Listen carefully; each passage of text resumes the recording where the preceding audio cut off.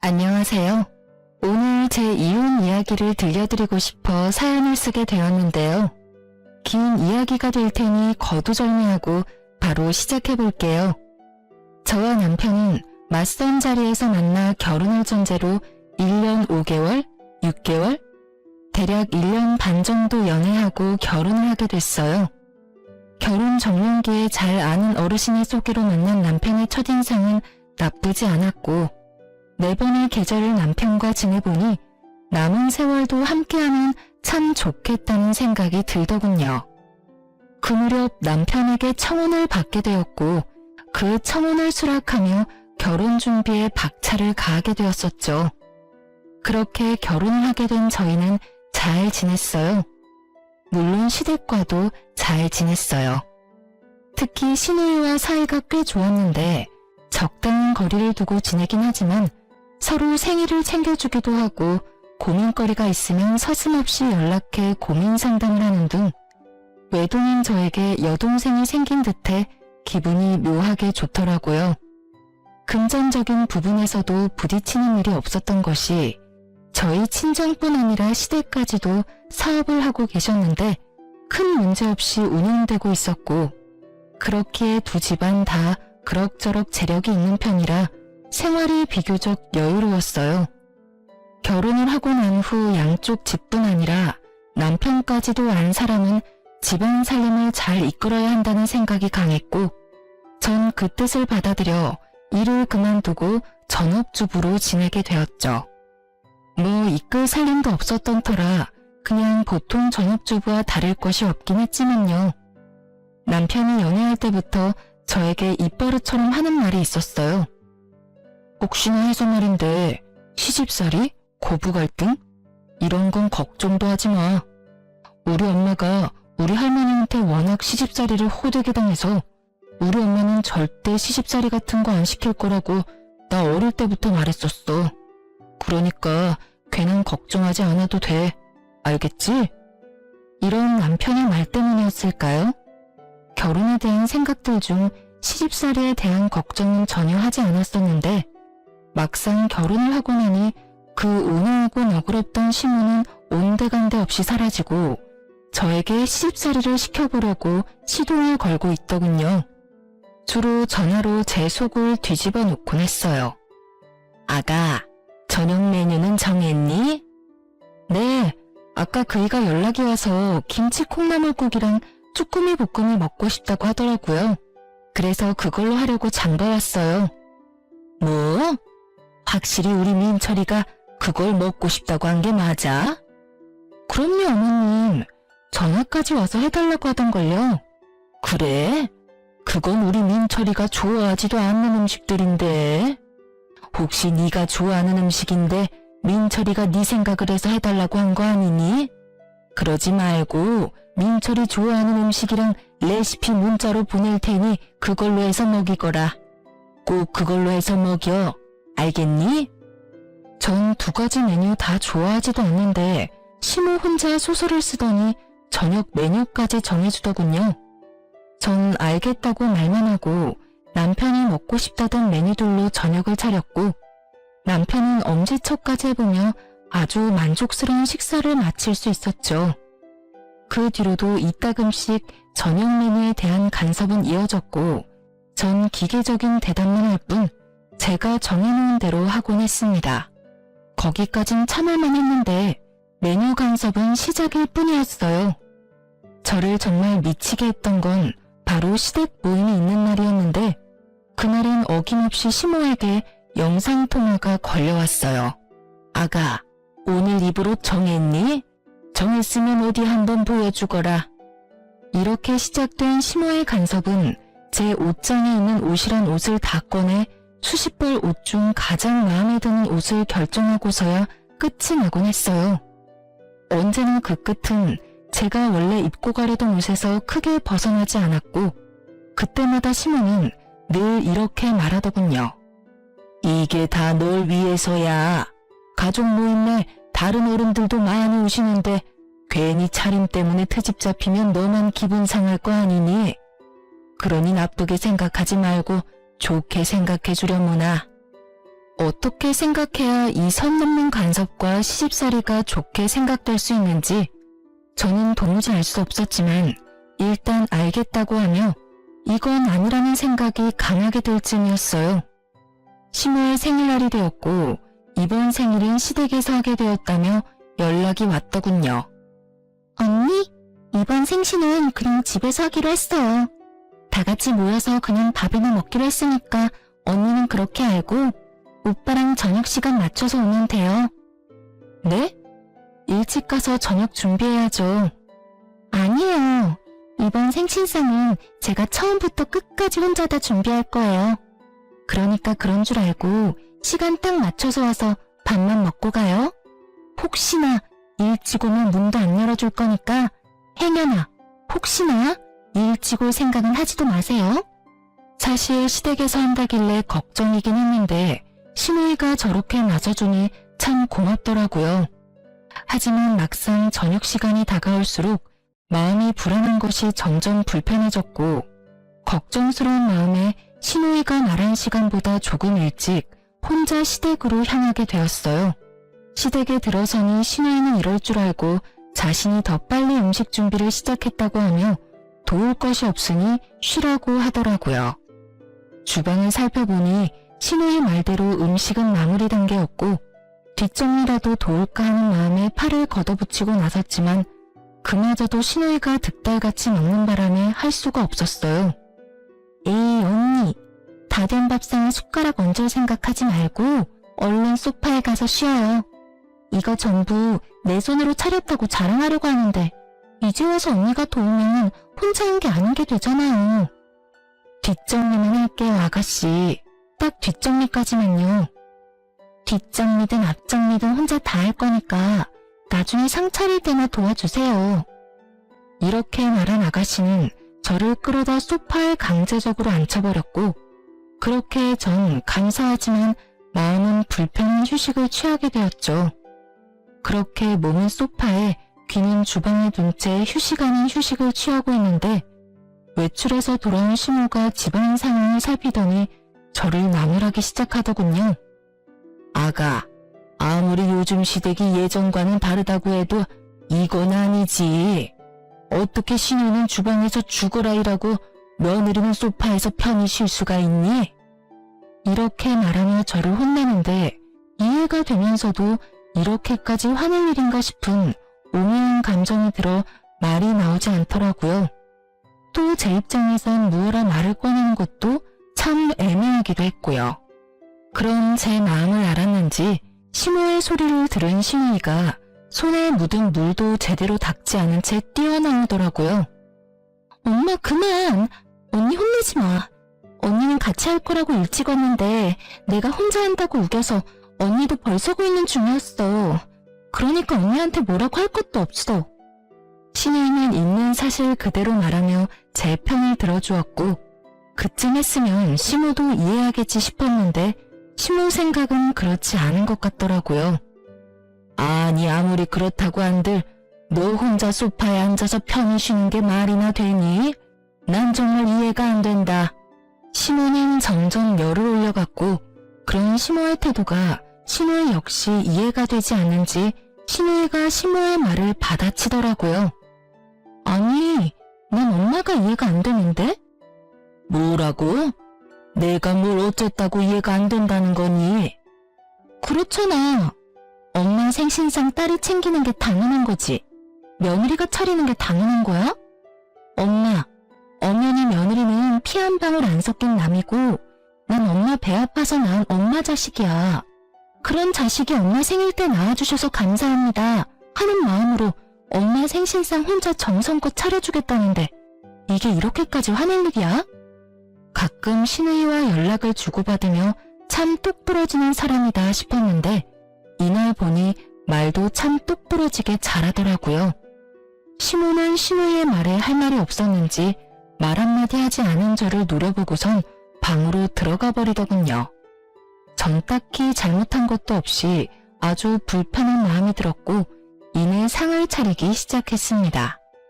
시누이는 그 당시 결혼을 앞두고 있어 다이어트를 한다며 저녁을 먹지 않고 있었는데 그날 식사 자리에서도 저녁은 먹지 않을 거라며 자기 밥은 담지 않더라고요.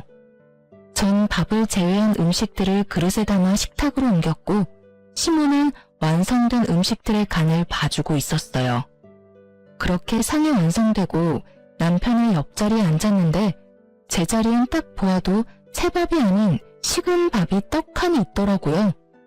그때 기분 참 더럽더라고요. 황당하기도 했고요. 이 무슨 짓거리인지 말도 나오지 않았어요. 전 당황스러움에 밥엔 손도 대지 않고 가만히 있으니 남편이 왜 그런가 싶어 저를 보다 밥을 발견했고 저보다 더 당황한 남편이 이유를 물어오더군요. 여보, 왜 당신 밥만 식은 밥이야? 저라고 왜 제 밥만 식은 밥인지 이유를 알 수 없었으니 할 수 있는 답이 없었고 저를 대신해 시모가 이유를 말해주더라고요. 아, 그거 밥이 모자라서 한 그릇은 식은 밥으로 펐는데 그게 그쪽으로 갔나 보구나. 밥이 식어서 그렇지 오늘 한 밥이니 그냥 먹어도 돼. 당연하다는 듯 시모는 이렇게 말했고 주방에서 뒷정리를 하고 온 시모는 분위기가 이상해 보이자 이게 무슨 일이냐고 물어오더군요. 분위기 왜 이래? 무슨 일 있어? 무슨 일은 아무 일도 아니야. 밥이 모자라서 은영이한테 식은 밥을 줬더니 무슨 큰일이라도 난 것처럼 저런다 얘. 상한 것도 아니고 그냥 식은 밥일 뿐이니까 신경 쓰지 말고 넌 앉아서 밥이나 먹어. 무슨 일은? 아무 일도 아니야. 밥이 모자라서 은영이한테 식은 밥을 줬더니 무슨 큰일이라도 난 것처럼 저런다 얘. 상한 것도 아니고 그냥 식은 밥일 뿐이니까 신경 쓰지 말고 넌 앉아서 밥이나 먹어. 시모의 말에 시모의 표정은 점점 굳어져 갔고 시모의 말이 끝나자마자 자신의 자리에 놓인 밥그릇과 제 밥그릇을 바꿔놓더니 화를 내기 시작하더군요. 엄마, 진짜 왜 그래? 나 다이어트 한다고 저녁 안 먹는 건 몰라? 아유, 깜짝이야. 깜빡했어 얘. 그렇다고 넌 엄마한테 화를 내고 그러니? 아니, 깜빡했다고 한들 밥도 넉넉히 해서 밥솥에 밥 많이 남았던데 왜 언니한테 식은 밥을 줘? 그거야 먹다 보면 네 아빠나 오빠가 밥이 모자랄 수도 있으니 그랬지. 밖에 나가서 힘들게 일하는 사람들인데 찬밥 먹일 수 있어? 따뜻한 밥 먹여야지. 전 어이가 없었고 저보다 신우이가 더 어이가 없다는 말투로 두 남자에게 밥이 모자라냐고 물었고 두 사람은 지금도 충분히 많다는 대답을 내놓았죠. 원하는 대답을 들은 신우이는 시모를 쏘아보며 이렇게 말하더라고요. 이제 됐지? 내가 걱정이다 걱정이야. 혹시나 엄마 같은 시어머니 만날까 봐서 말이야. 뭐? 너 무슨 말을 그렇게 해? 나 같은 시엄마가 어때서? 몰라서 물어? 나 지금 엄마 때문에 결혼까지 망설여져. 혹시나 시집 갔는데 시어머니가 나한테 이런 차별 대우를 한다. 난 사랑이고 나발이고 당장 이혼하고 돌아올 것 같은데 그래도 되지? 먹는 거로 차별하는 건 해도 너무 치사하잖아. 말 같지도 않은 말 하지도 말고 얼른 밥이나 먹자. 시부의 말에 신우이의 말이 끊기긴 했지만 정말 속이 다 시원하더라고요.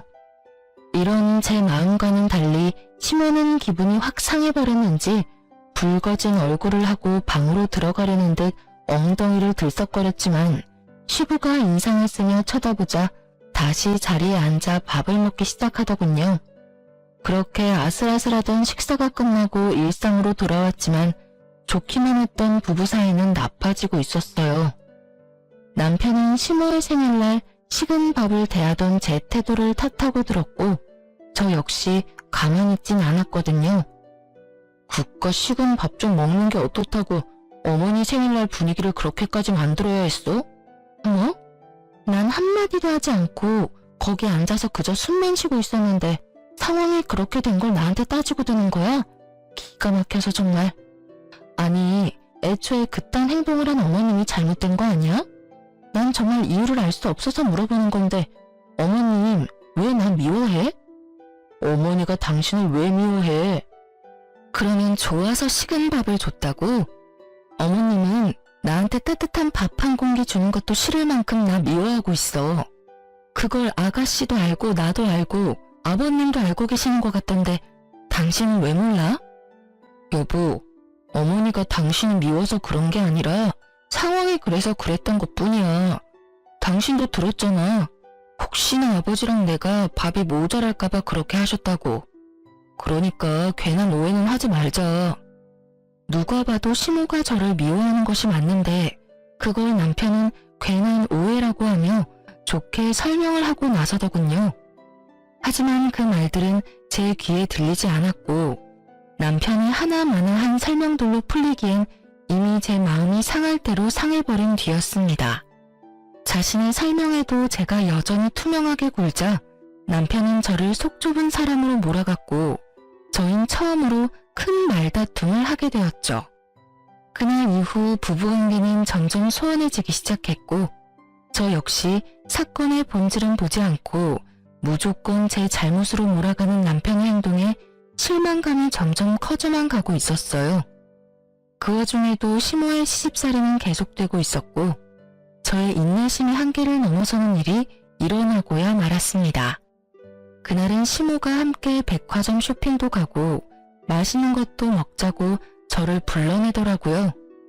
갑작스러운 통보에 적당한 변명거리가 없었던 전 하는 수 없이 시모와 백화점으로 가게 되었고 그곳에서 시모는 작정이라도 한 사람처럼 저를 무슨 하녀 부리듯 부려먹기 시작하더군요. 백화점을 돌며 온갖 잔심부름을 시키는 것은 물론 짐이란 짐은 다 제 손에 쥐어주고선 끊임없이 쇼핑하기 시작했고 몇 시간 동안 돈을 써대던 시모는 돈 쓰는 것도 힘들다며 밥을 먹으러 가자고 하더라고요. 저 역시 배가 고팠던 터라 시모를 데리고 백화점 근처 식당으로 갔고 빠르게 주문을 마친 후 시모 물건을 들고 있느라 뻐근했던 어깨를 두드리고 있을 그때였어요. 어머, 아가, 어떻게 하니? 나 지갑이 없어졌어.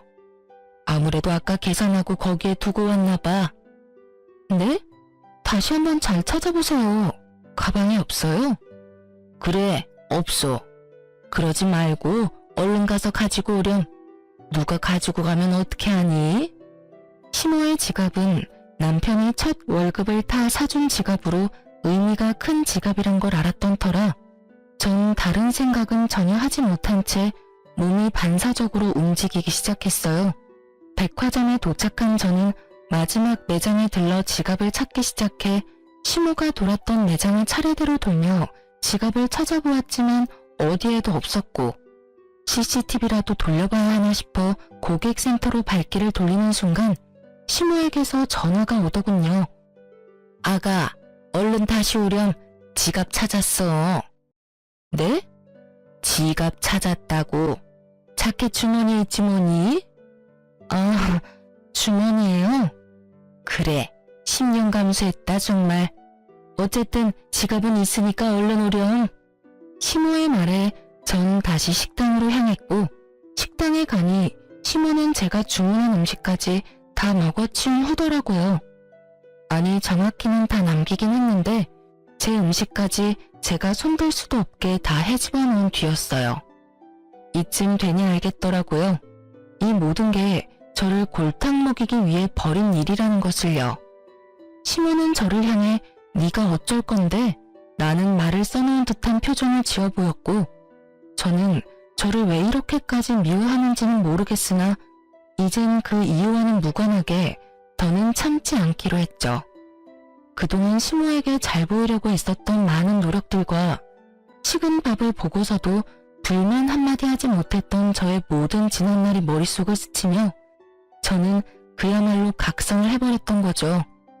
시모는 제가 룸 문을 열고 들어가 자리에 앉아 상황 파악을 끝내자 승리의 표정을 지으며 이렇게 말하더군요.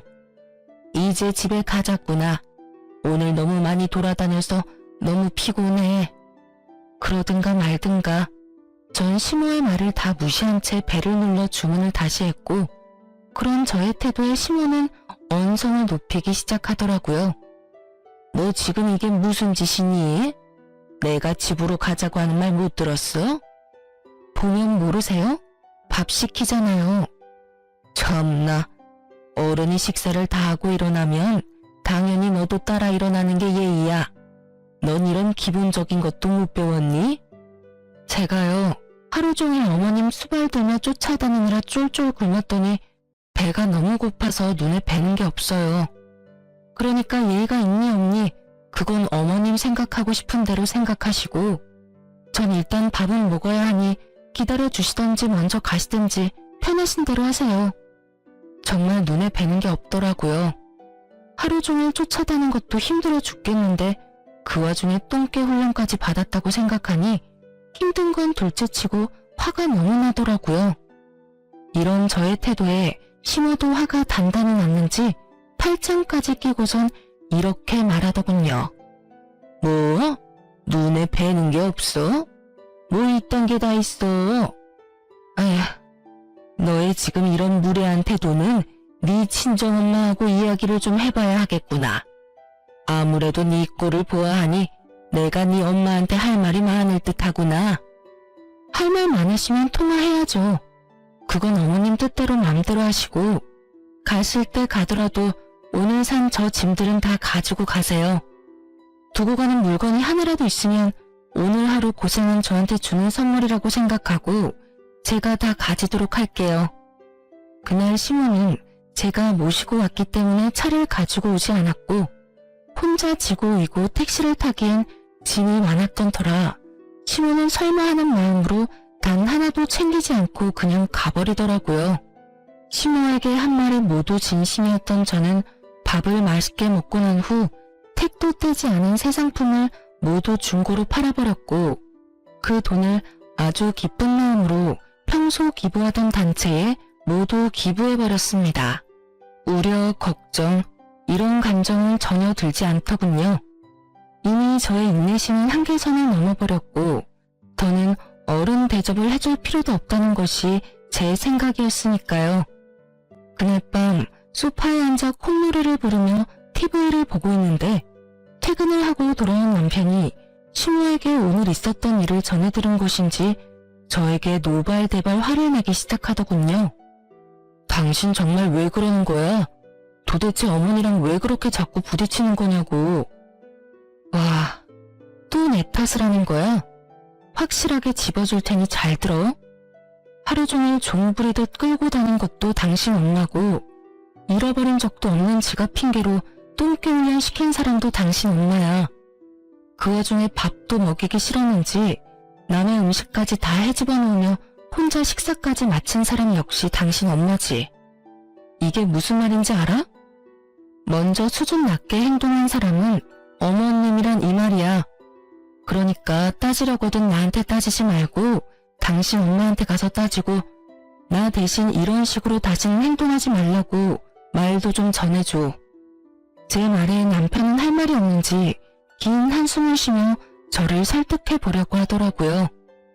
여보, 그냥 당신이 좀 져주면 안 돼?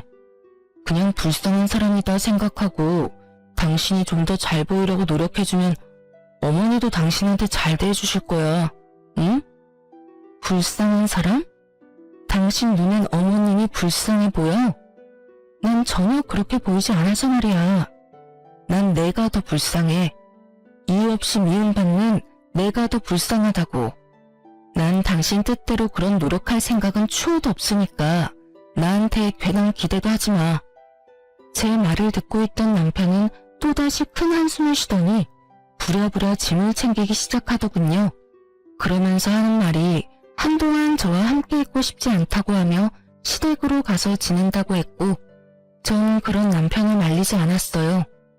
뒤도 돌아보지 않고 집을 나서는 남편을 보는데 참 시모보다 남편이 더 밉더라고요. 어쩌면 저렇게 시모 편만 들 수가 있는 것인지. 괜찮냐? 오늘 많이 힘들진 않았느냐? 고생 많았다. 제 마음을 달랠 수 있는 이 수많은 말들 중 딱 한마디만 남편이 해줬더라면 상황이 이렇게까진 되지 않았을 텐데 말이죠. 누굴 탓하겠어요? 저런 인간인 줄도 모르고 사랑의 눈이 멀어 믿고 결혼한 제가 미쳤었고 제정신이 아니었던걸요. 그렇게 눈물도 나지 않던 밤이 지나고 다음날 아침 일찍부터 시모에게서 전화가 오더군요. 너 어제 산 내 물건 잘 챙겨뒀지? 그거 가지고 집으로 좀 넘어오거라. 아, 그거 전부 저에게 주시는 거 아니었어요? 제가 다 가진다고 했는데도 두고 가시길래 저한테 주는 선물인 줄 알고 다 팔아버렸는데요? 택도 안 뗀 새 상품이라 꽤 제값으로 받아서 다 기부했어요, 어머님. 덕분에 좋은 일 제대로 했지 뭐예요? 말 그대로였어요. 마음먹고 한 쇼핑이었기에 그 금액이 적지 않았고 시모는 이때껏 들어본 적도 없는 괴성을 지르며 화를 내기 시작하더군요. 너 정말 미친 개야? 그게 돈이 얼만데 뭐? 다 팔아서 기부를 해? 네가 제정신이야? 돈이 썩어나는 게야? 기부를 하려거든 네 돈으로 할 것이지 왜 내 돈으로 기부를 하냔 이 말이야. 어디서 너 같은 게 우리 집에 들어와서는 내 골머리를 썩게 만드는지 이런 미친 거사. 이미 예상했던 터라 놀랍지도 않더라고요. 전 휴대전화를 스피커로 해놓고 시모가 고함을 지르든 노래를 부르든 대꾸도 하지 않은 채 하던 일을 했고 어느새 전화는 끊겨 있더라고요. 그렇게 얼마 지나지 않아 친정엄마에게서 전화가 왔고 그 전화로 전 이혼을 결심하게 되었어요. 엄마, 아침부터 무슨 일이야? 무슨 일 있어요? 무슨 일은 나 말고 너한테 있던데 네 시어머니 전화 왔더라. 아니 무슨 그런 몰상식한 여자가 다 있니? 이 아침에 사돈댁에 전화해서 다짜고짜 네 욕을 하기 시작하는데 대충 들어봐도 네 잘못은 하나도 없던데 그 여자 뭐가 그렇게 불만이 많던지 내가 진짜 기가 막혀서 어머님이 엄마한테까지 연락했단 말이야? 그것도 이 아침에? 그래. 아유, 다 됐고 내가 지금 너 데리러 갈 테니 준비는 하고 있어. 나보고 너 데리고 당장 네 시댁으로 오라고 하더구나. 무슨 말을 하려고 그러는지 내가 직접 가서 들어봐야겠어. 엄마, 일단 진정 좀 해. 내가 지금 진정하게 생겼어? 그 어렵다는 사돈한테도 이따위로 구는데 너한테는 어떻게 했겠어? 내가 지금 손이 다 떨려온다고. 엄마, 일단 진정 좀 하고 기다리고 있어. 내가 다 생각이 있어서 그래. 내가 알아서 해볼 테니까 조금만 진정하고 기다려줘요, 응? 일단 알겠는데 다시 한번 이런 말 들리면 가만히 있지 않을 거니까 확실하게 마무리 지어. 도저히 안 될 것 같으면 이혼해. 어디 남의 집 귀한 딸 데리고 가서 2년 전엔 욕짓거리냐고. 어쨌든 넌 잘못한 거 하나도 없으니까 괜히 기죽지 마. 알겠어? 네, 알겠어요. 들어보니 정신 나간 시모는 친정엄마에게 2년 전엔 하며 욕까지 한 모양이더군요. 아무리 머리끝까지 화가 났다고 해도 사돈한테 자식 욕을 하는 건 좀 아니지 않나요? 그 순간 전 이혼을 확신하게 되었고 그간 수없이 연락을 드릴까 말까 고민했던 사람에게 전화를 걸어 시댁으로 와달라고 부탁을 드리곤 시간을 맞춰 시댁으로 향했어요. 시댁에 도착하니 제가 부른 사람을 포함해 시댁 식구들이 다 모여있더군요. 제가 시댁으로 와달라고 부탁까지 한 사람은 다름 아닌 시모의 시모, 즉 시할머님이었고 시종호를 중심으로 오른쪽엔 시부와 시누이가 서 있었고 시모와 남편은 시종호의 발 아래 무릎을 꿇고 앉아 있더라고요. 저는 천천히 시댁으로 들어갔고 저를 발견한 시할머님은 자신의 옆에 저를 앉히더니 따스하게 절 보듬어 주시더군요. 아가, 오는 길에 네 엄마한테 이야기 다 들었다. 그런 일이 있었으면 진작이 할미한테 연락을 했어야지. 왜 그걸 다 참고 살았노? 고생 많았다. 고생 많았어. 사실은 저희 외할머니와 시할머님은 어릴 때부터 친구 사이였어요. 시할머님은 제 친정 식구들과도 가깝게 지내왔었는데 평소 저를 남다른 애정으로 예뻐해 주시던 시할머니께서 자신의 손주였던 남편과의 맞선을 주선해 주셨던 것이었어요. 저희 결혼과 동시에 시종호는 저의 할머니와 함께 고향으로 내려가 지내며 일제 시댁 일엔 간섭을 하지 않고 계셨는데 엄마를 통해 지금 이 모든 상황을 전해 듣게 되신 거죠. 저의 손을 꽉 잡은 시종우는 득달같이 시무를 잡기 시작하셨고 그 뻔뻔스럽도록 당당하던 시무는 목이 부러져라 고개를 숙이고 있더군요. 내가 널 이래서 싫어했던 게야. 그리 내가 그 못된 성종을 버리라고 했거늘 아직도 그 버릇 못 고친 게야? 이렇게 시작된 시종우의 말은 정말 충격적이더군요. 너 시집 온 그날부터 네 아랫사람들한테 뭐라고 하고 다녔는지 내가 다 알고 있다. 네 손아랫사람 무시하는 건 물론이고 더럽고 굳은 일은 다 시켜먹고 그것만 해도 기가 막히는데 뭐? 내가 죽으면 이 재산 다 네 남편 몫이니 알아서 기라고? 내가 이 모든 걸 몰라서 가만둔 줄 알아? 진작 이혼시켜버리고 싶은 걸 결혼한 지 얼마 되지도 않았고 뱃속에 민철이가 들어앉았다고 해서 참고 또 참았다. 데리고 살면서 인간 만들면 인간 구실은 하겠지 하면서 또 참았단 말이다. 애들 크면서 눈빛에 도끼도 좀 빠지고 제법 말도 가려서 하는 것 같아 좀 풀어줬더니 또 사고를 치는구나. 또 언행을 그따위로 하고 다녔어. 나이도 들 만큼 들었으니 이젠 사람 될 거라고 했던 내 실수였지. 사실 시집살이를 시켰다는 말을 들을 때부터 이상하긴 하더군요. 제가 아는 시종우는 아무 이유 없이 사람을 괴롭히는 사람은 아니었는데 남편의 말론 아무 이유 없이 시무를 쥐잡듯 잡았다고 하니 제가 모르는 시종우의 모습이 있는가 보다 하고 생각했었거든요. 하지만 시종우만 알고 있는 시무의 민낯은 생각보다 더 경악스럽더군요. 시종우의 입에서 자신의 과거가 흘러나오자 시무는 악을 쓰며 역정을 내기 시작했고 그 입에서 나오는 한마디 한마디가 저에겐 참 어이없는 말들이었습니다. 저 역시 며느리가 마음에 들지 않아 사람 좀 만들어 보려고 그렇게 했던 거예요, 어머님. 어머님은 저한테 그렇게 하셔놓고 저는 왜 며느리 길들이면 안 되는 건가요? 이 얼마나 기가 막히고 코가 막히는 말인가요? 시댁으로 오는 내내 될 수 있으면 말을 아끼자 하고 생각했는데 이렇게 상황이 흘러가니 그냥 참고 있을 수가 없더라고요. 어머님, 전 아무리 생각해도 어머님께 큰 잘못한 것이 없는데 저의 어떤 점을 그리도 미우셨어요? 제가 뭘 그렇게 잘못했길래 절 길들이려고까지 했는지 정말 궁금하네요. 저요, 어머님이 저한테 적대적으로 대하기 전엔 전화도 자주 드리고 살갑게 굴면 어머님의 말도 안 되는 트집에도 다 맞춰드리려고 노력했었어요. 그런데 그런 제 노력에도 어머님은 그저 저를 미워만 하셨었잖아요. 제 말에 어머님은 아무런 말도 하지 못하고 있더군요. 당연한 일이었어요. 백화점 사건이 있기 전까지 전 시모에게 잘하려고 했었고 시모의 말도 안 되는 시집살이에도 이렇다 할 말대답 한 번 한 적이 없었으니까요.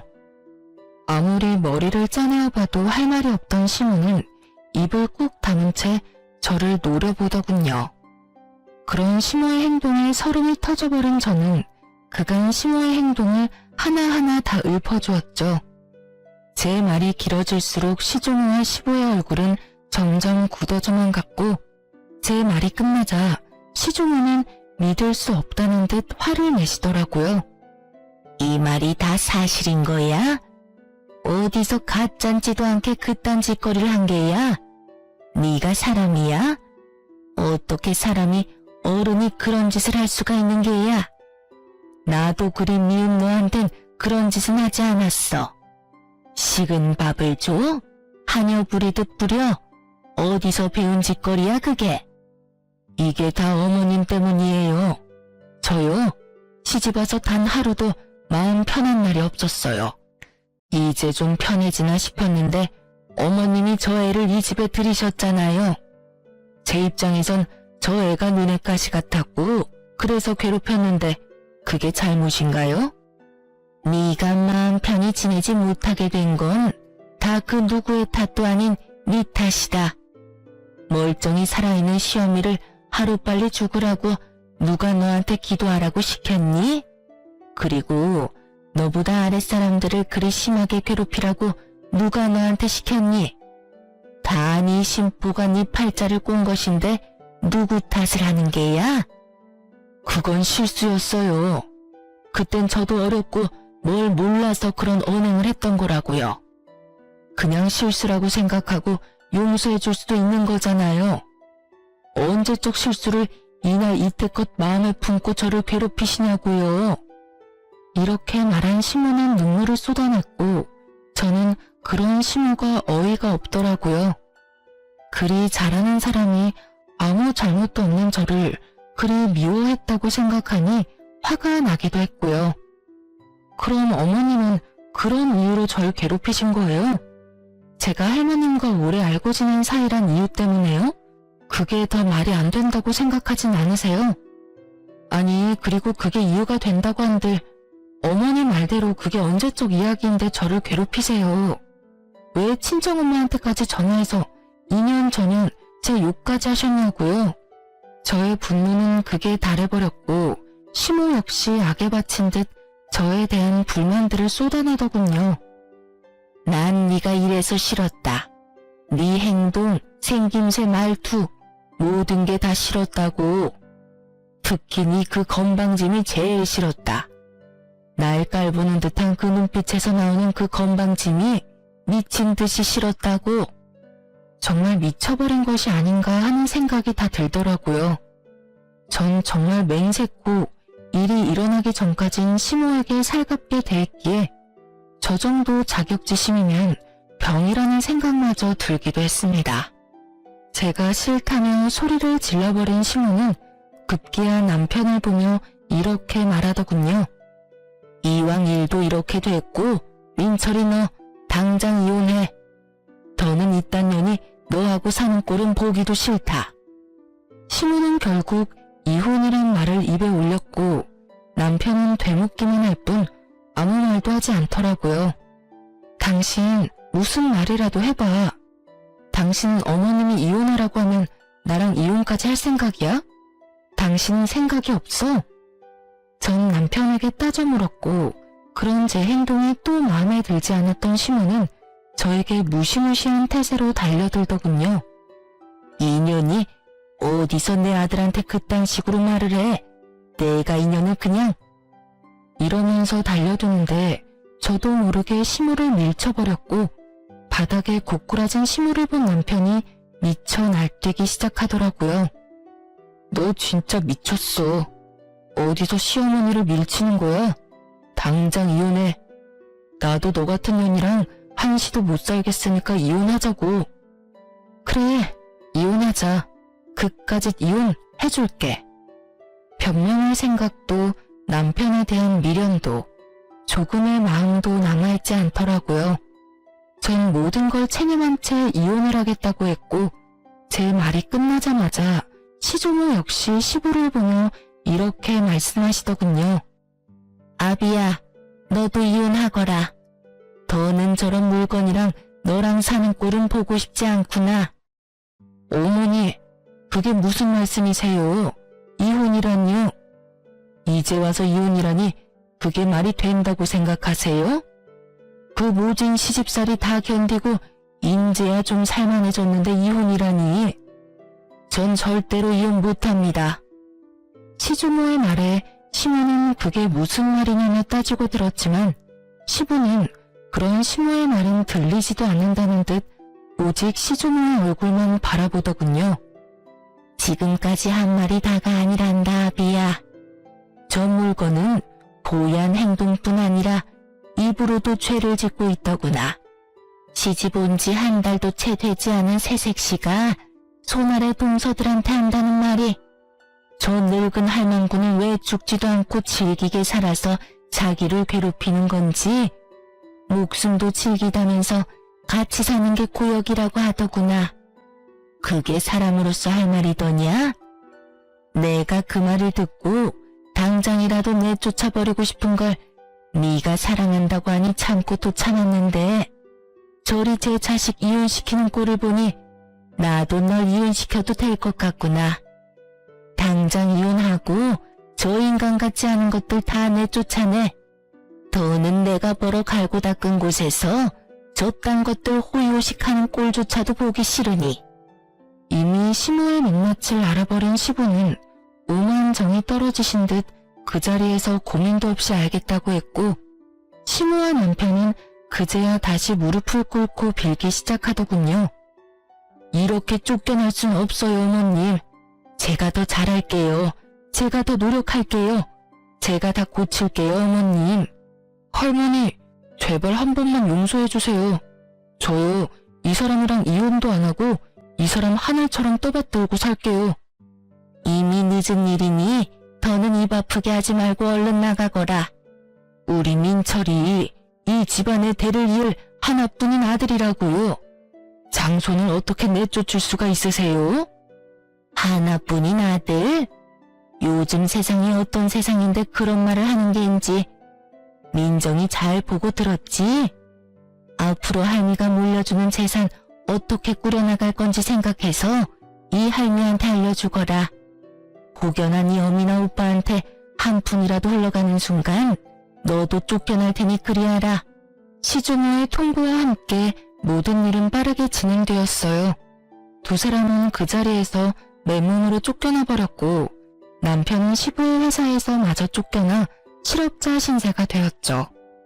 거기에다 시모는 그동안 사치스러운 생활을 하며 자신의 친정으로 재산을 빼돌리고 있었던 점이 드러나며 재산은 한 푼도 받지 못하고 이혼했다고 하더라고요.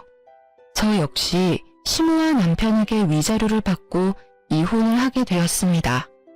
그렇게 즐긴 악연은 끝이라고 생각했는데 말 그대로 즐기긴 정말 즐기더라고요. 다름 아닌 전 시모가 저를 찾아왔으니까요. 무슨 일이세요? 아가, 내가 부탁이 있어서 왔어. 부탁이라뇨? 그게 어려운 건 아니고 어머님께 말 한마디만 해주면 안 되겠니? 우리 민철이라도 좀 받아달라고 말이야. 난 어떻게 되든 상관없는데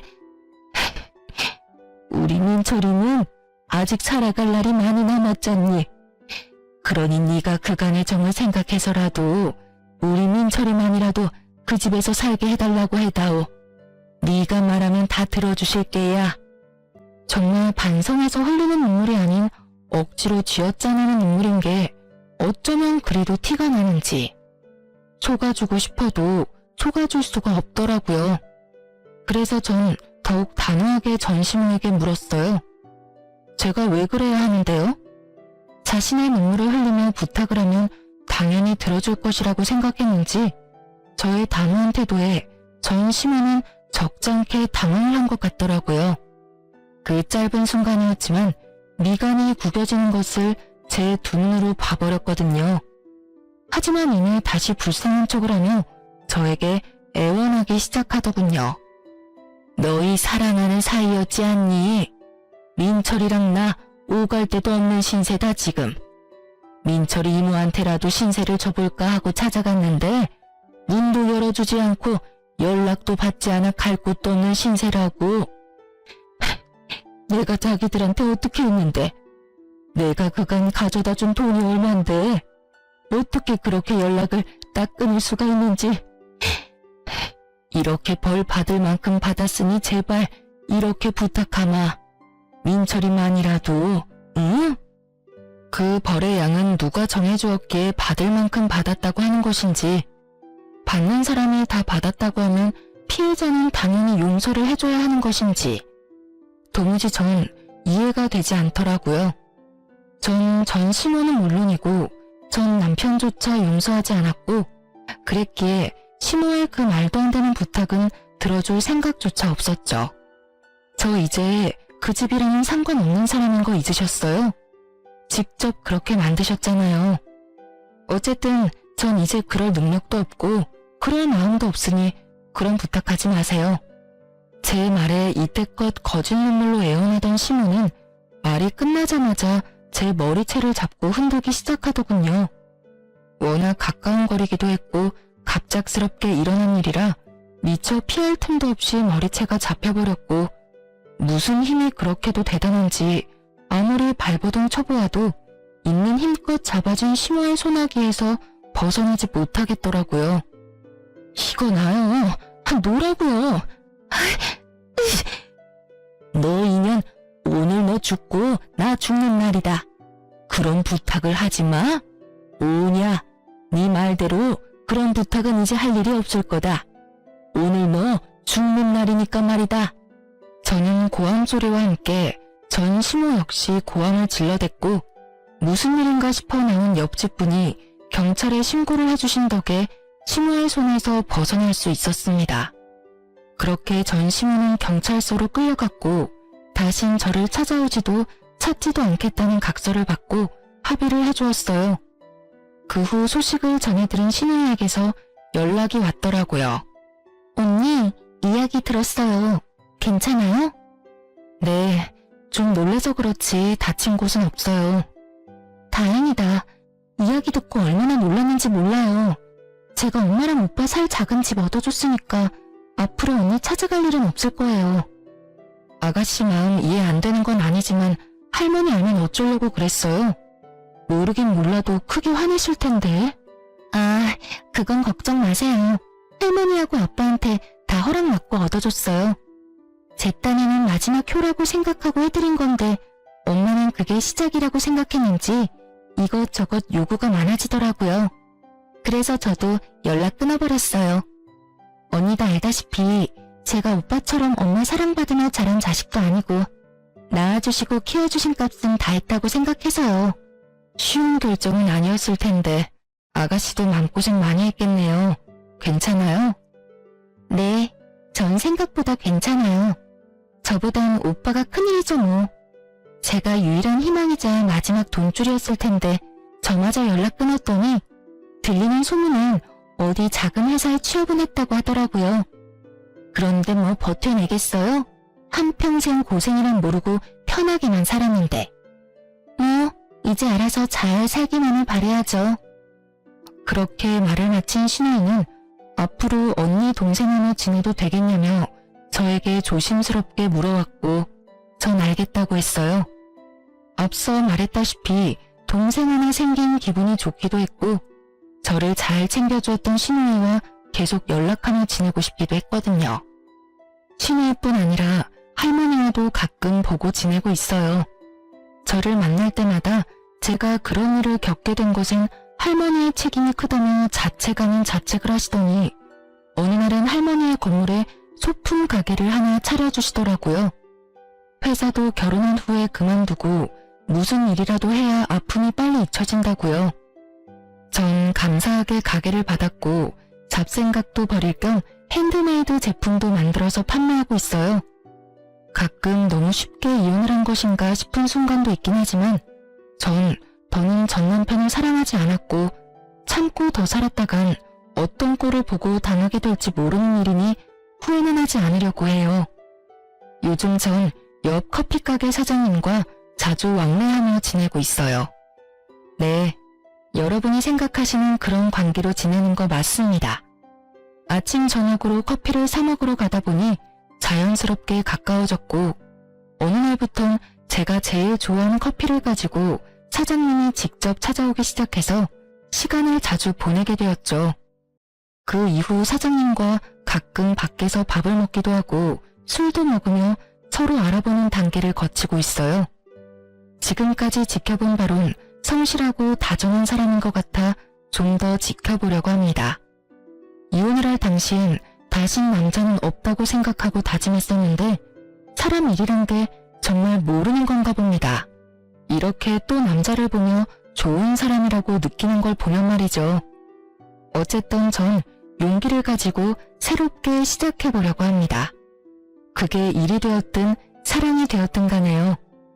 이로써 저의 긴 사연도 끝이 났네요. 제 이야기를 끝까지 들어주셔서 감사합니다.